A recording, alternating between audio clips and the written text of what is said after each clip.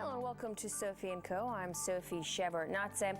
Paul Hellyer served as the Canadian Minister of Defence in the 1960s, shaping the country's armed forces for years to come. It was only in his retirement that he says he made a life-changing discovery.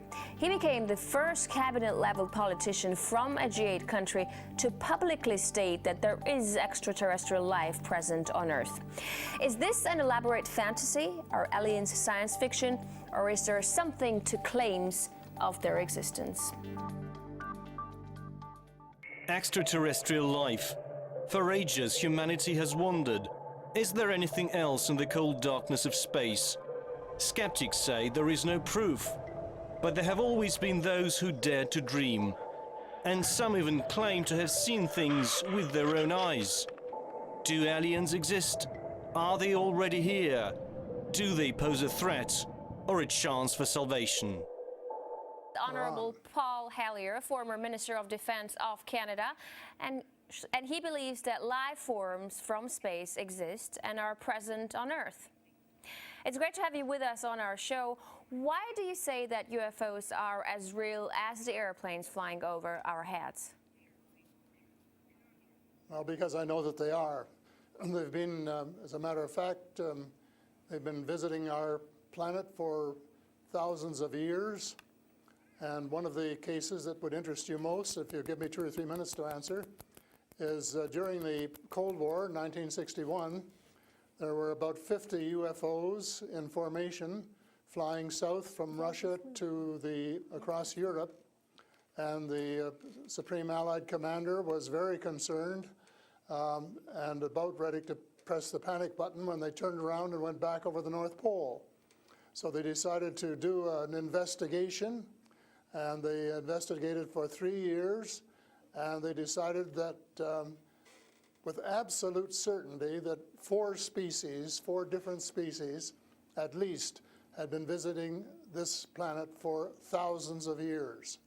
So that's, we have a long history of UFOs, and of course there's been a lot more activity in the last few decades since we invented the atomic bomb, and they're very concerned about that and the fact that we might use it again. And because the whole cosmos is a unity, and it affects not just us but other people in the cosmos, they're very much afraid that we might be stupid enough to start using atomic weapons again, and this would be very bad for us and for them as well. So no serious scientist has ever publicly confirmed evidence of an encounter with extraterrestrials. Why would scientists not confirm the facts if they exist? I'm afraid they must go out of their way not to find out. Because if they did, you know, even 10% of the amount of research I've done in the last 8 years, they would be as convinced as I am. I mean, they could do it even faster. Might take them a little longer when they didn't have a military background. But there are so many wonderful books that tell these stories, and they've been authenticated. The sightings have been authenticated by more than one witness, and also by radar. And they have landed in various places around the world, including Russia. There's a famous case there. I can't remember the name of the place, but it was widely reported at the time. A man wrote a book about it, and then the French bought the book rights so that it wouldn't be circulated around. There's just so much evidence. If anybody will take the time off to do a little bit of research and study. But people just are, you know, some people are interested and will take the time, and the others just say, oh, you know, it's just fantasy.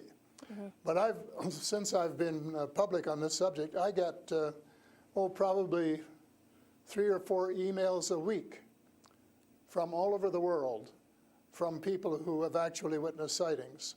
And some of them who have actually been on the ships, and some of them who have actually been transported to another planet. And so this information is not, you know, it is top secret in a way that the governments aren't talking about it. But if you listen to the whistleblowers and the people who have worked in the industry and who know what is going on, there is just a lot of information out there, and it doesn't take very long to get your hands on it. But see, the problem is that some people who report UFO sightings and alien abductions have been shown to make things up and to make things up to be famous, to make money, or just for a prank. How do we tell fiction from a fact? Well, you have to spend a lot of time trying to find, we used to say, separating the wheat from the chaff, and it takes a lot of effort. When I was minister, I got sighting reports, and when we checked them out, about 80%, about 8 out of 10, were not real. There were sights of Venus or plasma or, you know, a dozen other things. But there were 15 or 20% for which there was no explanation, and they were the genuine unidentified flying objects. These things go way back. One of the conferences I went to was in Las Vegas, was promoted by a chap who had written a book about crashes. And there were dozens and dozens and dozens of them, and many of them very, very well authenticated, so that it would be impossible to read all of that evidence and not to come to the conclusion that these vehicles were real. Have you ever had your own encounter with aliens? Not an encounter with aliens, no. I have seen a UFO about 120 miles north of Toronto over Lake Muskoka, where I have a cottage. And 2 years ago, last Canadian Thanksgiving, which is October, my wife decided she wanted to go out and look at the stars. So I'm not much of a night man, but I put on my cap and went out with her. And she looked into the eastern sky and said, "There's a star." And I turned around the other way and I said, "Oh, there's a much brighter one over here." And she looked, and it was. And we watched it until our necks almost broke for about 20 minutes.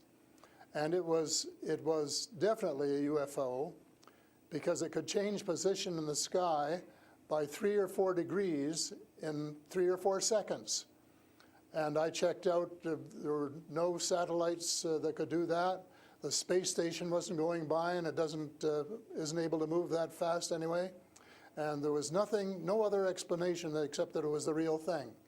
And 2 days later, I went down on the dock, got a comfortable chair, and watched it came back almost to the same spot and entertained me for as long as I could take it. And then I went back to the cottage. But it was very interesting, because it would drop down in the sky, and then it would roar back up, and then it would shift across a few degrees and do a circle and come back at a speed, but just astronomical speeds. As you know, they travel very, very fast. So does it just look like a falling star that falls really quickly and then rises again? What does it look like? Well, it just looked like a star. It just looks like a star. Right. And I don't know if you're a person who has ever read the Bible or not, but I think the Star of Bethlehem is one of God's flying saucers. Mm-hmm. But you also tell me that people write you emails, 3 to 5 emails a week, and they've actually been abducted, or they have encounters with the aliens. Do they actually tell you what these aliens look like? I mean, everyone's interested. How would I know if I see an alien and if he abducts me? Well, the first question you have to ask is, how many species are there? And I used to think there were, between 2 and 12. And Apollo astronaut Edgar Mitchell, who came to Toronto a few years ago and had dinner with us, agreed there was somewhere between 2 and 12. But the latest reports that I've been getting from various sources are that there are about 80 different species. And some of them look just like us, and they could walk down the street and you wouldn't know if you walked past one. And they're what we call the Nordic blondes, and also the tall whites, who were actually working with the United States Air Force in Nevada. They're able to get away with that. They had a couple of their ladies dressed as nuns went into Las Vegas to shop, and they weren't detected. And I have a friend who saw one of the men walking along the street, and somebody who would recognize that they were different, and he did. So there are those kind, and then there are the short grays, as they're called. and they're the ones that you see in most of the cartoons. They're have very slim arms and legs, and they're very short, just a little over 5 feet, and they have a great big torso and a great big head and great big brown eyes. But they're different species, so you have to know that they're different species, and it's and know that they're all different. Mm-hmm. So if you saw the short gray, you'd certainly know that there was something up that you'd never seen before. But if you saw one of the Nordic blondes, well, you'd probably say, "Oh, I wonder if she's from Denmark or somewhere," So this species that you're describing, are they all different in terms of nice and mean? Are some of them nice and benevolent? Are others nasty? Or how are they? Are they good to people on Earth, or are they here to harm them? Well, it's a difficult question to answer because they have different agendas. And maybe all of us on Earth should have the same agenda, but you couldn't say maybe that Russia and China and the United States all had the same agenda at every turn, because they don't. And I would say that nearly all are benign, they're benevolent, they want to help us. There may be one or two species which do not. And that's one of the things I'm investigating at the moment, is to see who they are and what they're up to and what their agendas really are. All right, we're talking to Paul Hellyer, former Canadian Minister of Defense, who says extraterrestrial life forms exist and are present on Earth. We'll talk more about what they are and why they're here after a short break. Stay with us.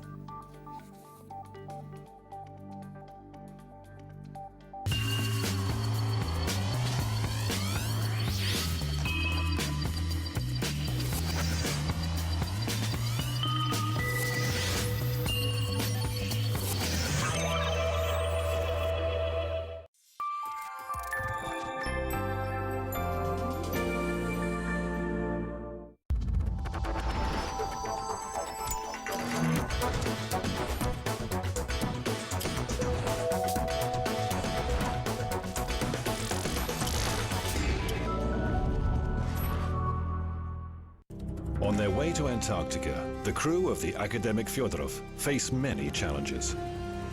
Here you have to look out for yourself. Crashing onto rocks, trapped in pack ice. In extreme conditions, anything can happen. Antarctica always comes up with surprises. You have to keep your eyes open because there's always something going wrong.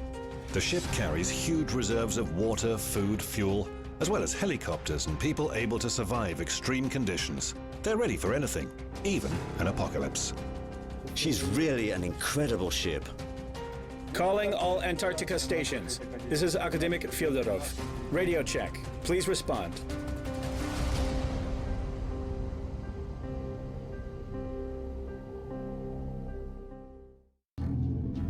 Unexplored Antarctica. What is it in this icy expanse that attracts the people who come here?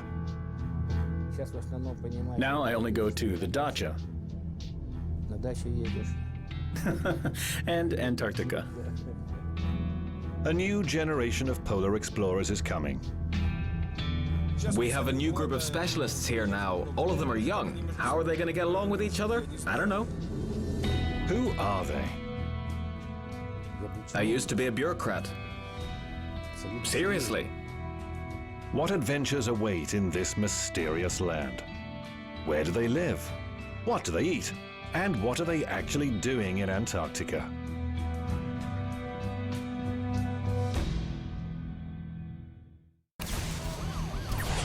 "12 months of change.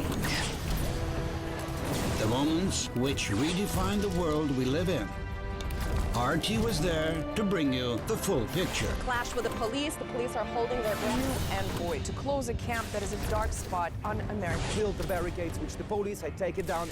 On New Year's Eve, our global team of reporters and contributors revisit the key events of 2013 and outline what to expect next. Join Anissa Nawi and Kevin Owen for our annual 2-hour news special. Start 2014 with RT.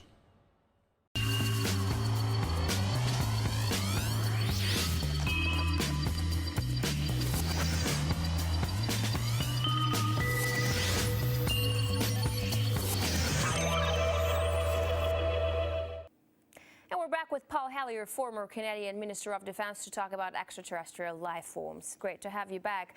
So these extraterrestrial creatures, where did they come from and how did they get here to Earth? They come from various places. For a long while, I only knew about ones who came from different star systems.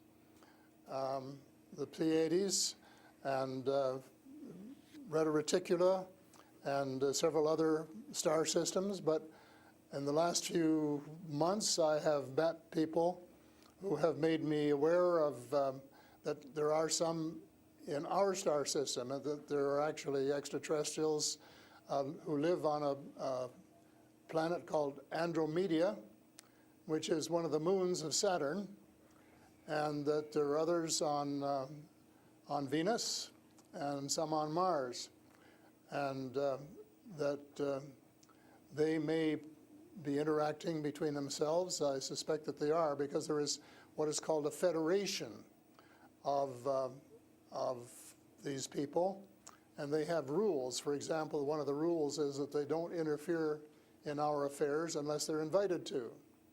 And that's one of the reasons probably that we haven't seen more of them until very recently.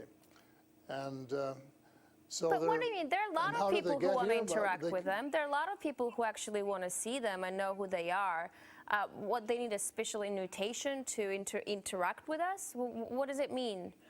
They don't want to interfere into our affairs. Well, they don't want to tell us how to run our affairs. They have accepted the fact this is our planet and that we have the right to run it. But they're very, very concerned. They don't think we're good stewards of our planet. We're not. We're clear-cutting our forests, and we're polluting our rivers and our lakes, and we're dumping sewage in the oceans, and we're doing all sorts of things which are not what good stewards of their homes should be doing. And they don't like that, and they've made it very clear. And as a matter of fact, they have given us a warning. How? And this has come from more than one source. How have they made it clear? What have they done? They have talked to people. One of the chaps I talked to about a month ago was interacting with them in 1974, he and his brother in Peru, and they were taken to Andromeda, teleported, and they were told what the people there think, and that we're really wrecking our planet, and in fact that something dreadful is going to happen to it if we don't smarten up and change our ways. We spend too much time fighting each other. We spend too much money on military expenditures and not enough on feeding the poor and looking after the homeless and the sick, and that we are polluting our waters and our air, and that we're playing around with these exotic weapons, thermonuclear weapons and atomic weapons, which have such a devastating effect both on our Earth and on other areas in the cosmos, and they don't like that. And that's the reason they would like to work with us to teach us better ways, but only, I think, with our consent. And they work through individuals, and they try and pick out individuals who won't be frightened to death of them, because they can give you quite a fright. One of the cases I'm familiar with was the tall whites in Nevada, where the United States Airmen working with them, were just frightened to death of them. And one, Charles Hall, rescued the daughter of one of the high-up people in the tall whites, and as a result became very good friends with the mother. And as soon as they could trust each other, they had a wonderful relationship. And he wrote a book about it. It's called Millennial Hospitality. Millennial Hospitality. And it tells you how you go through these stages of being scared out of your wits. But then when you establish a trust and a working relationship, why you can have the same relationship, same kind of relationship that you would have with someone here on Earth. But here's what I'm thinking. If you're outing their presence, which is clearly not what they want since they're hiding, why aren't they so afraid of, why aren't you afraid of repercussions? Because you're obviously stating that they're here among us, and you're telling me all these species that exist. they are here among us, and I'm not afraid because in most cases, well, as far as technology is concerned, they're light years ahead of us, and we have learned a lot of things from them. A lot of the things that we use today, we got from them, you know, lead lights and microchips and Kevlar vests and all sorts of things that we got from their technology, and we could get a lot more too, especially in the fields of medicine and agriculture, if we would go about it peacefully. But I think maybe some of our people are more interested in getting their military technology, and I think that's wrong. I think that's wrong-headed, and that's one of the things that we're going to have to change, because we're going to have to work together. Talking about all of us, everywhere on the planet. You mentioned military technology and swapping technologies and barters between between aliens and people in American government. I want to ask you, as a former Minister of Defense of Canada, is interstellar war a possibility? Should we be creating a Star Wars force to defend ourselves from possible invasion or something like that? Well, I think it's a possibility, but it's a possibility especially if we shoot down every UFO that comes in our airspace without asking who they are or what they want. And right from the beginning, we started scrambling planes and trying to shoot them down, but their technology was superior enough that we weren't able to get away with it. Certainly not for a long while. And during that period of time, they could have taken us over without any trouble if they'd wanted to. So I think we have to, rather than develop our own Star Wars, Earth Star Wars, to protect ourselves against them, that we should work with the benign species, who are the vast majority, and work together and rely largely on them, of course, and cooperate so that we would be contributing something at the same time. But I don't think there's any point in us developing a galactic force that would tempt us to go out on our own and get into mischief, which is one of the things I think some of them are concerned about. But what do you expect to happen if people start to believe in alien existence on Earth? Because things are definitely going to change. Our lives aren't going to be the same anymore. Well, I hope that's the case.